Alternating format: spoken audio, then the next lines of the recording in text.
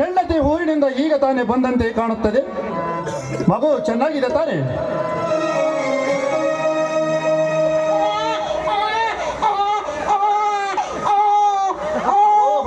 ಬಹಳ ಸುಂದರವಾಗಿದೆ ರುದ್ರ. ಇರ್ಲಿ ರುದ್ರ, ಎಲ್ಲಿ ನಿನ್ನ ಹೆಂಡತಿ ಗೌರಮ್ಮ ಕಾಣಿಸ್ತಾ ಇಲ್ಲ?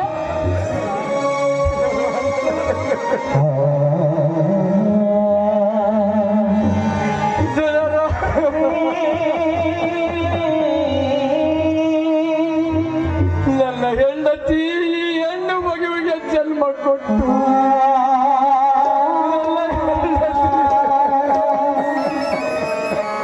ನಿನ್ನ ಹೆಂಡತಿ ಏನಾಯಿತು ರುದ್ರ? ನಿನ್ನ ಹೆಂಡತಿಗೆ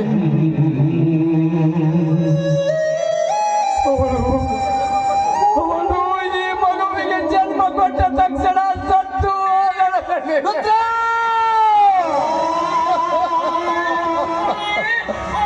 ಏನು ಹೇಳುತ್ತಿರುವಿ ರುದ್ರ? ನಿನ್ನ ಕಲ್ಪನೆಯಲ್ಲಿ ಕಾಣುವಂತ ದುರಂತವನ್ನೇ ನೋಡುತ್ತಿರುವಿ ಅಲ್ಲ ರುದ್ರ?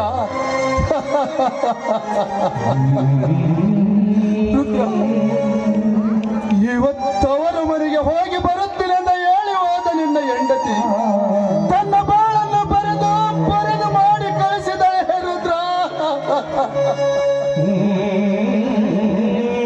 ರುದ್ರ, ಇವತ್ತು ನಿನ್ನ ಹೆಂಡತಿ ಸತ್ತಿಲ್ಲ ರುದ್ರ. ನನ್ನ ಒಡ ಹುಟ್ಟಿದ ತಂಗಿ ಸತ್ತಿದ್ದಾಳೆ ರುದ್ರ. ನನ್ನ ಒಡ ಹುಟ್ಟಿದ ತಂಗಿ ಸತ್ತಿದ್ದಾಳೆ.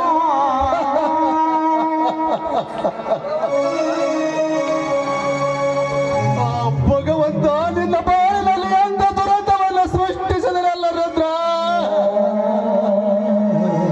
ನಿಜದಲ್ಲ, ಸೃಷ್ಟಿಕರ್ತನ ಸೆಳೆತದಲ್ಲಿ ನನ್ನ ಸಂಸಾರ ನುಚ್ಚುನೂರಾಯಿತು.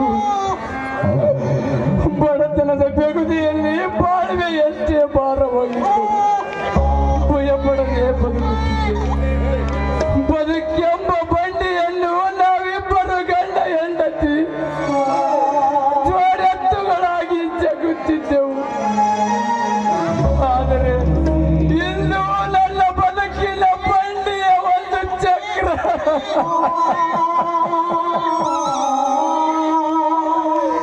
ಕಳಚಿ ಹೋಯಿತು. ದಣೆ ಕಳಚಿ ಹೋಯಿತು.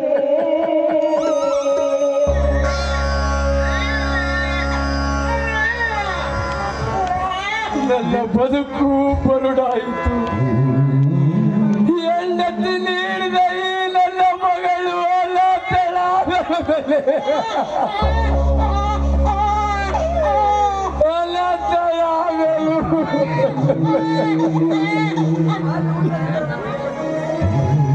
ಈ ಪಾಪಿ ಹುಟ್ಟಿದ್ದರೆ ಖಂಡಿತವಾಗಿಯೂ ನನ್ನ ಹೆಂಡತಿ ಸಾಯುತ್ತಿರಲಿಲ್ಲ.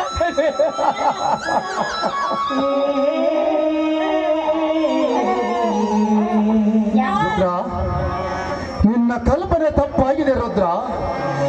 ಕೈ ಸುಟ್ಟ ದೀಪದ ಕೋಪಕ್ಕೆ ಪಣದಿಯನ್ನು ಹೊಡೆಯಬಾರದು. ರುದ್ರ, ಯಾರ ಸಾವಿಗೆ ಯಾರ ಜನ್ಮವೂ ಕಾರಣವಲ್ಲ.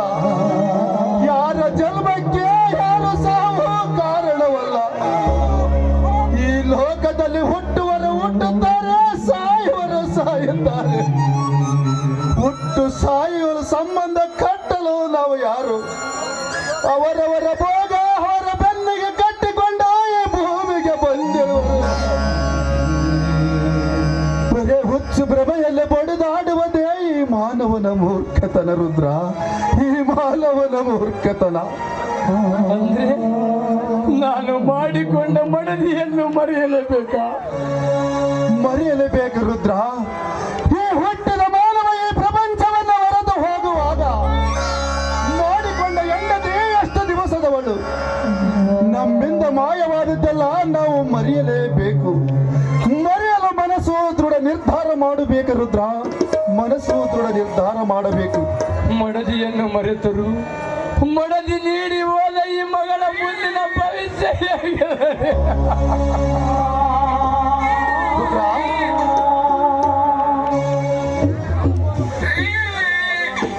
ಈ ಮಗುವನ್ನು ಬದುಕಿಸಬೇಕಾದದ್ದು ನಿನ್ನ ಕರ್ತವ್ಯ, ಅದು ನಿನ್ನ ಧರ್ಮ.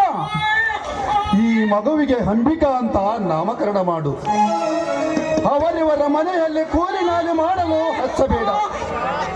ಅವಳಿಗೆ ಒಳ್ಳೆ ವಿದ್ಯಾಭ್ಯಾಸ ಕಲಿಸಿ ಸುಶಿಕ್ಷಿತರ ಸಾಲಿನಲ್ಲಿ ನಿಲ್ಲಿಸು. ಇವಳಿಗೆ ಬೇಕಾದ ಆಶ್ರಯ, ವಿದ್ಯೆ, ಊಟ, ಉಪಚಾರ ನಾನು ನೋಡಿಕೊಳ್ಳುವೆ. ರುದ್ರ, ಇದು ನಿನ್ನ ಮಗಳಲ್ಲ, ಇದು ಕೂಡ ನನ್ನ ಮಗಳೆಂದು ನಾನು ಭಾವಿಸಿಕೊಳ್ಳುತ್ತೇನೆ. ರುದ್ರ, ತೆಗೆದುಕೋ ಈ 10,000 ರೂಪಾಯಿಯನ್ನು ನಿನ್ನ ಮಗಳ ಖರ್ಚಿಗಾಗಿ.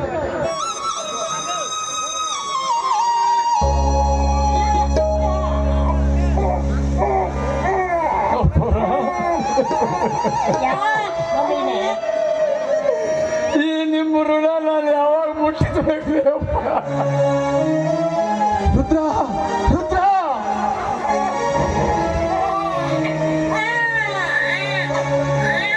ರುದ್ರ, ಯಾಕಪ್ಪ ಕಣ್ಣೀರು? ಋಣ ಮುಟ್ಟಿಸುವ ಕಾಲ ಬಂದೇ ಬರುತ್ತದೆ. ಉಂಡವರಿಗೆ ಉಡಿಸುವುದಕ್ಕಿಂತ ಹಸಿದವರಿಗೆ ಅನ್ನ ಹಾಕಬೇಕು. ಅದು ನಿಜವಾದ ಧರ್ಮ. ನೀನು ಈಗೆಲ್ಲವನ್ನು ಕಳೆದುಕೊಂಡು ಹಸಿದು ನಿಂತಿರು. ಇಂಥ ಸಮಯದಲ್ಲಿ ನಾನು ಸಹಾಯ ಮಾಡದೆ ಹೋದರೆ ಆ ಜ್ಞಾನೇಶ್ವರನ ಸಾಲ ನನ್ನ ಮೆಚ್ಚಲಾರಪ್ಪ, ನನ್ನ ಮೆಚ್ಚಲಾರ. ರುದ್ರ, ಈ ಮಗು ಇಲ್ರಿಯಪ್ಪ, ಈ ಮಗುವನ್ನು ಈ ಊರಾಗಿ ಇಲ್ಲಿ ಯಾರ ಮನೆಗೂ ಕೊಡೋದಿಲ್ರಿಯಪ್ಪ. ನನ್ನ ಹೆಂಡತಿಯ ತಂಗಿ ಒಟ್ಟಿ ಬದುಕ್ಲಕ್ಕಂತ ಹೋಗಿ ಬೆಂಗಳೂರಿಗೆ ಬಹಳ ದಿವಸ ಆಯ್ತು. ನನ್ನ ಹೆಂಡತಿಯ ತಮ್ಮ ಸಹಿತ ಅರವಿಂದ್ ಅಂತ ಅಲ್ಲೇ ಇದ್ದಾನೆ. ಈ ಮಗುವನ್ನು ಹೋಗಿ ಅಲ್ಲಿಗೆ ಬಿಟ್ಟು ಬರುತ್ತೇನೆ. ಇಬ್ಬರು ಜೊತೆಯಲ್ಲಿ ಬೆಳೆಯಬಹುದನ್ನೋದೇ ನನ್ನ ಆಸೆ. ಅಕ್ಕನ ಮಗಳಂದ ಮೇಲೆ ಪ್ರೀತಿಯಿಂದ ಜೋಪಾನ ಆಗ್ತಾರಂತೆ ಆಸೆ ಇಟ್ಕೊಂಡಿದ್ದೆ. ಈ ಮಗುವನ್ನು ಹೋಗಿ ಅವ್ರ ಮನೆಯಲ್ಲೇ ಬಿಟ್ಟು ಬರ್ತಿದ್ದೆ. ಅಷ್ಟೇ ಮಾಡು ರುದ್ರ. ಇವತ್ತ ನೀನು ಬೆಂಗಳೂರಿಗೆ ಹೊರಟು ಹೋಗು. ಇನ್ನು ಈ ಮಗು ಹಾಲು ಕುಡಿಯುವ ಸುಗುಸಪ್ಪ ಜಾಸ್ತಿ ದಿವಸ ಇಲ್ಲಿ ಇರುವುದು ಬೇಡ. ಇವತ್ತ ನೀನು ಬೆಂಗಳೂರಿಗೆ ಹೊರಟು ಹೋಗಿ ಆ ಮಗುವಿಗೆ ಒಳ್ಳೆ ವಿದ್ಯಾಭ್ಯಾಸ ಕಲಿಸುವಂತಹ ಚೆನ್ನಾಗಿ ಹೇಳಿ ಬರುದ್ರ. ಆಯ್ತ್ರಿಯಪ್ಪ, ನಾವು ಹೋಗಿ ಬರ್ತೀನಿ. ಆಯ್ತು ರುದ್ರ, ಹೋಗಿ ಬಾ. ಹಾಗೆ ನಿನ್ನ ಒಳ್ಳೆಯದು ಮಾಡಲಿ.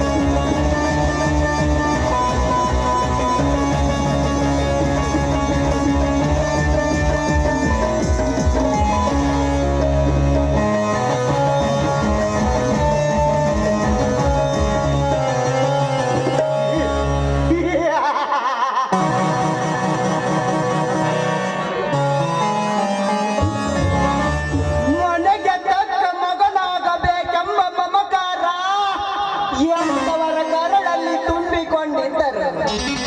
ಬೆಟ್ಟಲೆಲ್ಲ ಬರದಲ್ಲಿ ಕಾಣುತ್ತಿರುವುದು ಹತ್ತು ಮರಗಳ ಮುರಿಯುವ ಕುತಾತ್ರನ ಕಳಗ.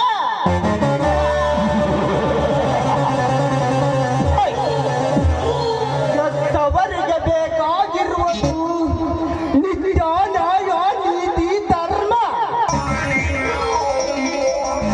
ಹಂಚಿಕೊಂಡು ಬಂದಿರುವ ಈ ದೇಶಗಳಿಗೆ ಬೇಕಾಗಿರುವುದು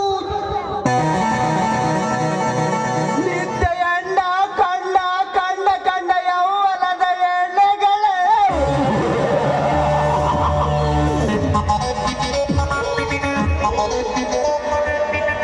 ಎತ್ತವರಿಗೂ ಎತ್ತ ಮಗನಿಗೂ ಎಷ್ಟೊಂದು ಅಂತರ. ಬಹಿರಂಗದಲ್ಲಿ ಬದುಕುವುದು ಎತ್ತವರ ಕೀರ್ತಿ,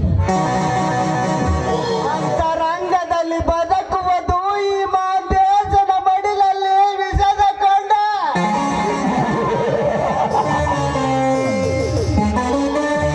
ನನ್ನದಿಚ್ಛೆಯಂತೆ ನಡೆದರೆ ಮಾಂತೇಶ್, ನನ್ನಿಚ್ಛೆಯನ್ನು ಚುತ್ತುಗರಿಸಿದ್ದೆ.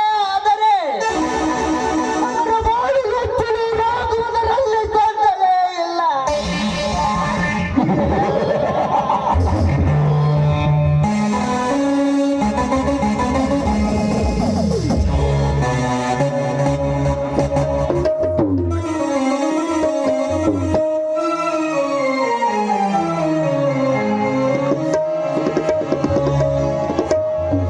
ಮಾಂತೇಶ, ಏನಮ್ಮ ಮಾಂತೇಶ, ಏನಮ್ಮ ಏನಪ್ಪ ಬೆಳಗ್ಗಿಂದ ಕಾಣ್ತಾನೆ ಇಲ್ಲ, ಎಲ್ಲಿಗೆ ಹೋಗಿದ್ದೆ? ಅಮ್ಮ, ಮನೆಯಲ್ಲಿ ಕಾಲ ಕಳೆಯಲು ನನಗೆ ತುಂಬಾ ಬೇಸರವಾಗಿತ್ತು. ಆದ ಕಾರಣ ಸ್ನೇಹಿತರ ಕಾಣಲು ಹೊರಗಡೆ ಹೋಗಿದ್ದೆ. ಏನಪ್ಪ ನೀನು ಬೆಂಗಳೂರಿಂದ ಈ ಹಳ್ಳಿಗೆ ಬರೋದೇ ಅಪರೂಪ. ಅದು ಬಂದ್ರು 4 ದಿವಸ 4 ತಾಸು ಕೂಡ ಮನೇಲಿ ಇರಲ್ಲ ಅಂತ ಹೇಳ್ತಿದೀಯಲ್ಲ. ಮಾತಿಗೂ ನಿಮ್ಮ ತಂದೆಯವರು ಮಾಂತೇಶ ಎಲ್ಲಿ ಅಂತ ಕೇಳ್ತಾನೆ ಇರ್ತಾರೆ. ನೋಡು, ಇವತ್ತಾದ್ರೂ ಮನೆಯಲ್ಲಿದ್ದು ಈ ಹಾಲು ಕುಡಿ. ಅಮ್ಮ, ಇದೇನಮ್ಮ, ಚಿಕ್ಕ ಮಗುವಿಗೆ ಹಾಲು ಕುಡಿಸಂತೆ ನನಗೆ ಹಾಲು ಕುಡಿಸಲು ಬಂದಿರುವೆಯಲ್ಲ. ಈಗ ನಾನು ಚಿಕ್ಕ ಮಗ ಮಾಂತೇಶ ಅಲ್ಲಮ್ಮ, ಬೆಳೆದು ನಿಂತ ಪ್ರಾಪ್ತ ವಯಸ್ಸಿನ ಮಗ ನಾನು. ಮಗು ಮಾಂತೇಶ, ಹೇಳಮ್ಮ. ನೀನು ಎಷ್ಟೇ ಬೆಳೆದು ದೊಡ್ಡವನಾದರೂ, ದೊಡ್ಡ ಸ್ಥಾನದಲ್ಲಿ ಇದ್ದರೂ ಹೆತ್ತವರ ಕಣ್ಣಲ್ಲಿ ನೀನು ಚಿಕ್ಕವನಪ್ಪ. ಈ ಮನೆಯಲ್ಲಿ ನೀನು ಚಿಕ್ಕವನಿದ್ದಾಗ ದಿನನಿತ್ಯ ನನ್ನ ಮಗ ಚೊಕ್ಕಾಗಿ ಬೆಳೆಯಲಿ ಎಂಬ ಈ ಹಾಲು ಕುಡಿಸುವ ಅಭ್ಯಾಸ ನಾನು ಇನ್ನು ಬಿಟ್ಟಿಲ್ಲ ಕಂದ, ಬಿಟ್ಟಿಲ್ಲ. ಮನೆಯಾಗಿದ್ದಾಗೊಮ್ಮೆ ನೀ ಹಾಲು ಕುಡಿಬೇಕನ್ನೋದೇ ಹೆತ್ತವರ ಆಸೆ. ನೋಡು, ಹೆತ್ತ ತಾಯಿ ಕೈಯಿಂದ ಹಾಲು ಕುಡಿದಷ್ಟು ಕೆಡಕಲ್ಲ ಮಗನೇ. ಹಾಲು ಕುಡಿ. ಅಮ್ಮ, ಎತ್ತ ಕರುಳಿನ ಪ್ರೀತಿ ತಿಳಿಯದೆ ಏನೇನು ಮಾತಾಡಿಬಿಟ್ಟು ದಯವಿಟ್ಟು ತಪ್ಪು ತಿಳಿದುಕೊಳ್ಳಬೇಡಮ್ಮ. ನಾನು ಈ ಊರಿಗೆ ಬಂದಾಗೊಮ್ಮೆ ನಾನು ನಿತ್ಯ ನಿನ್ನ ಕೈಯಿಂದಲೇ ಹಾಲು ಕುಡಿದು ಹೊರಗೆ ಹೋಗುತ್ತೇನೆ, ಆಯ್ತಾ? ತಾರಮ್ಮ ಹಾಲು. ಅಪ್ಪ, ನನಗೀಗ ಸಮಾಧಾನ ಆಯ್ತು. ನಾನೇ ನನ್ನ ಕೈಯಾರೇನೆ ಹಾಲು ಕುಡಿಸ್ತೀನಿ, ಸರಿನಾ? ಆಯ್ತಮ್ಮ.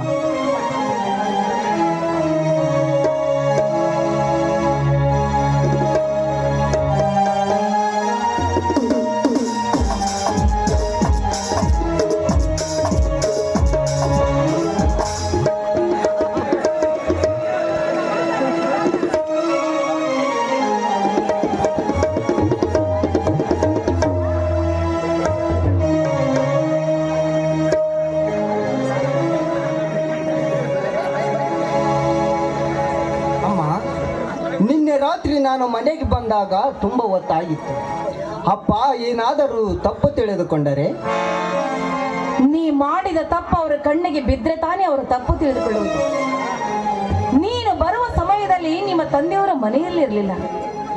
ರಾತ್ರಿ ನೀನು ಕುಡಿದು ಅಲುಗಾಡುತ್ತಾ ಬರುವುದನ್ನ ನಾನೇ ಕಣ್ಣಾರೆ ಕಂಡು ನಿನ್ನ ಕೈ ಹಿಡಿದು ಕರ್ಕೊಂಡೋಗಿ ಒಳಗಡೆ ಮಲಗಿಸಿದೆ. ನಿಂತು ಮಾತಾಡುವ ಸ್ಥಿತಿಯೂ ನಿನಗಿರಲಿಲ್ಲ, ನಿನ್ನ ಘನತೆಯ ಹರಿವು ಕೂಡ ನಿನಗಿರಲಿಲ್ಲ. ನೀ ಮಾಡಿದ ತಪ್ಪು ನಿಮ್ಮ ತಂದೆಯವರ ಕಣ್ಣಿಗೆ ಬೀಳಿಲ್ಲಲ್ಲ, ಅದೇ ನನ್ನ ಪುಣ್ಯವಮ್ಮ, ಅದೇ ನನ್ನ ಪುಣ್ಯ.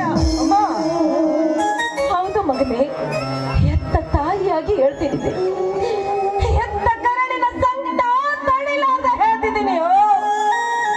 ಯಾಕಂದ್ರೆ ಇದು ನ್ಯಾಯವಂತರ ಮನೆತನ, ಧರ್ಮವಂತರ ಮನೆತನ, ನ್ಯಾಯ ನೀತಿಗಾಗಿ ಹೋರಾಟ ಮಾಡುವಂತರ ಮನೆತನ ಇದು.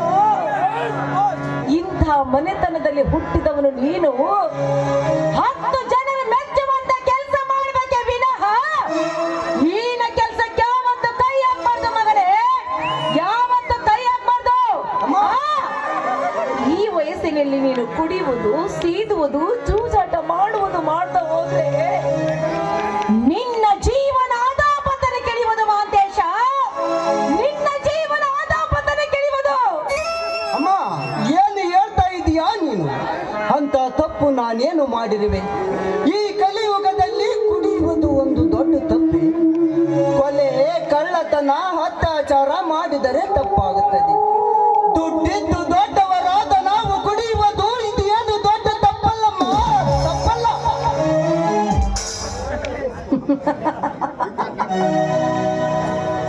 ಹಾಗಂತ ನೀ ತಿಳ್ಕೊಂಡಿದ್ದಕ್ಕಂತ ನಾವು ಹೆತ್ತವರು ತಿಳ್ಕೋಬೇಕಲ್ಲ. ಯಾಕಂದ್ರೆ ಈ ಮನೆತನ ಸಂಸ್ಕೃತಿ ಸಂಪ್ರದಾಯಸ್ಥರ ಮನೆತನ.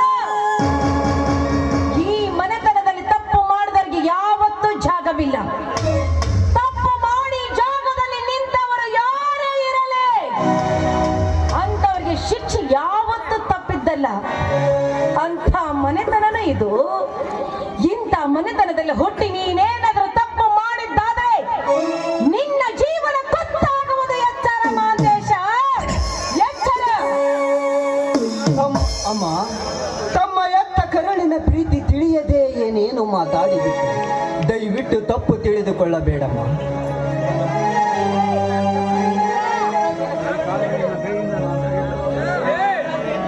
ನಿನ್ನೆ ರಾತ್ರಿ ನಾನು ಕುಡಿದು ಬಂದಕ್ಕೆ ಶಿಕ್ಷೆ ಕೊಡೋದಾದರೆ ನಿನ್ನ ಕೈಯಿಂದಲೇ ನನ್ನ ಕೆನ್ನೆಗೆ ಒಂದು 4 ಬಾರಿಸಿ ಬಿಡಮ್ಮ, ಬಾರಿಸಿ ಬಿಡು.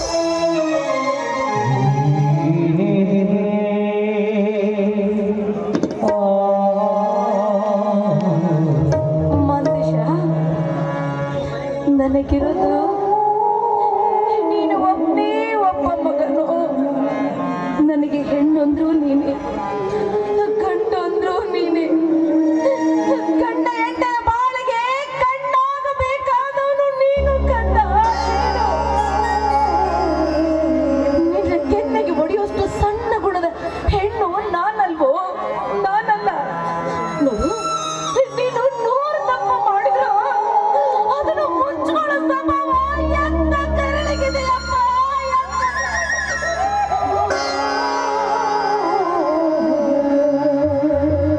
ಆದ್ರೆ ನಿಮ್ಮ ತಂದೆಯವರು ಆಗಲ್ಲ. ದುಷ್ಟರನ್ನ ಕಂಡ್ರೆ ಕೆಂಡ ಕಾಡ್ತಾರೆ, ಕಳ್ಳರ ಕಂಡ್ರೆ ಅವ್ರ ಕೈ ಕಾಲನ್ನ ಕತ್ತರಿಸಿ ಹಾಕ್ತಾರೆ, ಕೊಲೆಗಡಕರ ಕಂಡ್ರೆ ಅವರ ರುಂಡನ ಚಂಡನ ಒಂದು ನಿಚ್ಚಾಡ್ತಾರೆ ಕಣ ನಿಮ್ಮ ತಂದೆಯವರು. ಅಂತವರ ಮಗನಾದ ನೀನು ಯಾವ ತಪ್ಪು ಮಾಡುವುದೆಂಬುದೇ ನಮ್ಮ ಎನ್ನವರ ಆಸೆಗಳು. ಇವತ್ತು ನಿನ್ನ ಪಾದ ಮುಟ್ಟಿ ಹೇಳುತ್ತೇನೆ, ಯಾವ ತಪ್ಪಾಗದಂತೆ ನಡೆದುಕೊಳ್ಳುತ್ತೇನೆ. ಅಮ್ಮ, ಇದೇ ನನ್ನ ಕೊನೆಯ ಮಾತು. ಅಮ್ಮ, ನಾನು ಇವತ್ತು ಬೆಂಗಳೂರಿಗೆ ಹೋಗಬೇಕು.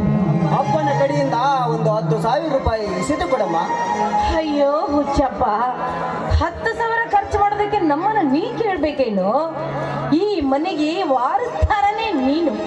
ನೀನು ಎಷ್ಟೇ ಖರ್ಚು ಮಾಡಿದ್ರು ಇಲ್ಲಿ ಕೇಳೋರು ಯಾರು ಇಲ್ಲ. ನಿಮ್ಮ ತಂದೆಯವರ ಆಸೆ ಒಂದೇ, ಮನೆಗೆ ತಕ್ಕ ಮಗ ನೀನಾಗಬೇಕನ್ನೋದೇ ಅವರ ಆಸೆಯಪ್ಪ. ಅಷ್ಟೇ ಇದ್ರೆ ಸಾಕು. ನಿಮ್ಮ ತಂದೆಯವರ ಬರ್ಲಿ, ಅವ್ರಿಗೆ ಹೇಳಿ ನಾನು ಇಸ್ಕೊಡ್ತೀನಿ. ಆಯ್ತಮ್ಮ. ನಾನಿರ್ಬೇಕಾದ್ರೆ ಯಾಕೋ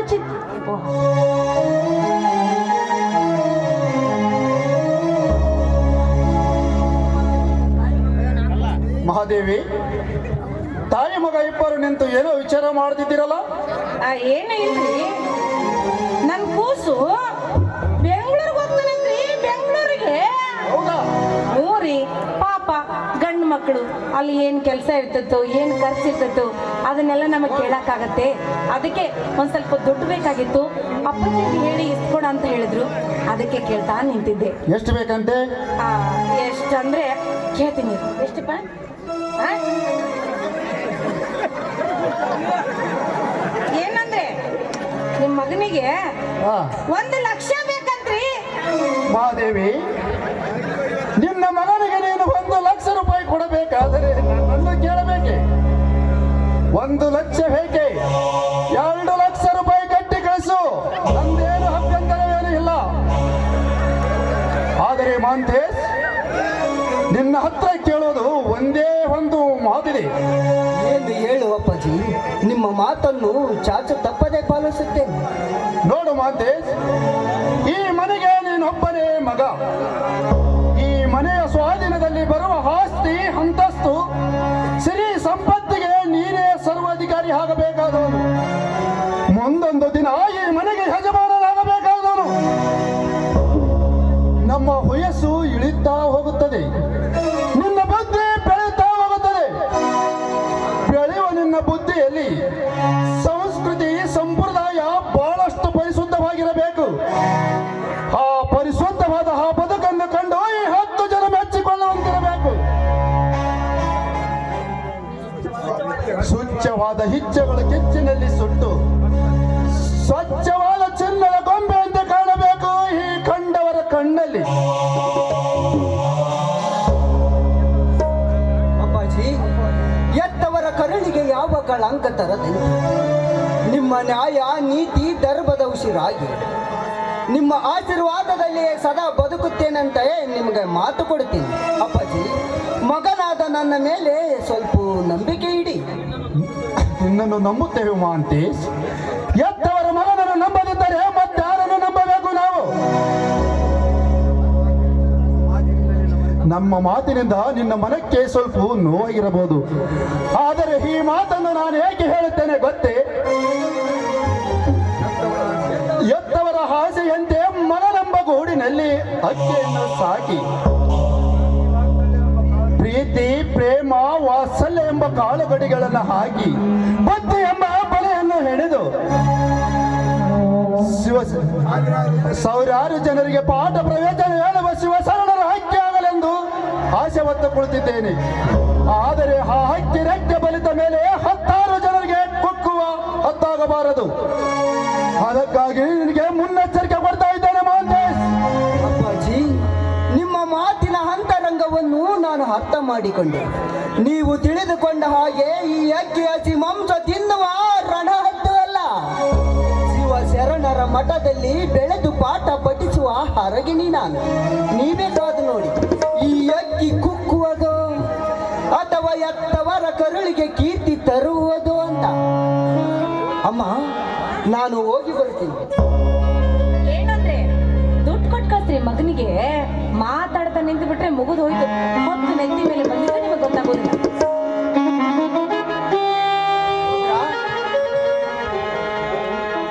ಅಂಕಲ್, ನಾನು ಬೆಂಗಳೂರಿಗೆ ಹೋಗಿ ಬರ್ತೀನಿ. ಚೆನ್ನಾಗಿದೆಯಾ? ಚೆನ್ನಾಗಿದ್ದೀನಿ ಅಪ್ಪ, ಎಲ್ಲ ನಿಮ್ಮ ಪುಣ್ಯದಿಂದ. ಇನ್ನೊಂದು 4 ದಿವಸ ಇರಬಾರ್ದಾಗಿತ್ತಲ್ರಿ ಅಪ್ಪ. ಇಲ್ಲ ರುದ್ರಪ್ಪ, ಈಗ ಅರ್ಜೆಂಟ್ ಕೆಲಸವಿದೆ, ಮತ್ತೆ ಸಮಯ ಸಿಕ್ಕಾಗ ಬರುತ್ತೀನಿ. ರುದ್ರ, ಒಳಗಡೆ ಮಹಾಂತೇಶನ ಸುಟ್ಕೇಸಿದೆ. ಆ ಸುಟ್ಕೇಸಿನಲ್ಲಿ 2,00,000 ರೂಪಾಯಿ ಇಟ್ಟು ಕಳಿಸು. ಸರಿ ರೀ ಅಪ್ಪ, ಅಷ್ಟೇ ಮಾಡ್ತೀನಿ. ಅಲ್ಲೋಗಿಂದ ನನಗೆ ಫೋನ್ ಮಾಡು. ನಿನಗೆ ಏನೇನು ಬೇಕೋ ಅದನ್ನೆಲ್ಲ ಬುತ್ತಿ ಮಾಡಿ ಕಟ್ಟಿದ್ದೀನಿ. ನೀ ಅದನ್ನೇ ಊಟ ಮಾಡು. ಇದನ್ನು ತಿಂದು ಆರೋಗ್ಯ ಹಾಳು ಮಾಡ್ಕೊಂಡು ನೋಡು. ಚಂದಾಗ ತಲೆ ಹಚ್ಕೊ, ಎಣ್ಣೆ ಇಡ್ತೀನಿ ಅದ್ರಾಗ, ಆಯ್ತಾ? ಸರಿಪ್ಪ, ಎಲ್ಲ ಹುಡುಗರು ನಿನ್ನ ಕಣ್ಣು ಬಿಟ್ಟು ಬಿಟ್ರು. ಅದಕ್ಕೆ ನದ್ರೆ ಕಣ್ಣು, ಅವ್ರ ಕಣ್ಣು, ಇವ್ರ ಕಣ್ಣು ಹಾಳಾದ ನನ್ನ ಮಕ್ಕಳಿಗೆ ಬೀಳೋದೇ ಬೇಡ. ಅಪ್ಪಾಜಿ, ಹೋಗಿ ಯಪ್ಪ, ಉಡಾಡ ಸಾಹಸ ಮಾಡ್ಬೇಡ. ತಡೆ ರುದ್ರಪ್ಪ ಅವಸರ ಮಾಡ್ಬೇಡ. ತಡೆ ರುದ್ರ ಕೂಡ ದುಡ್ಡು ಇಸ್ಕೊಂಡು ಹೋಗು ಮಹಾಂತೇಶ್.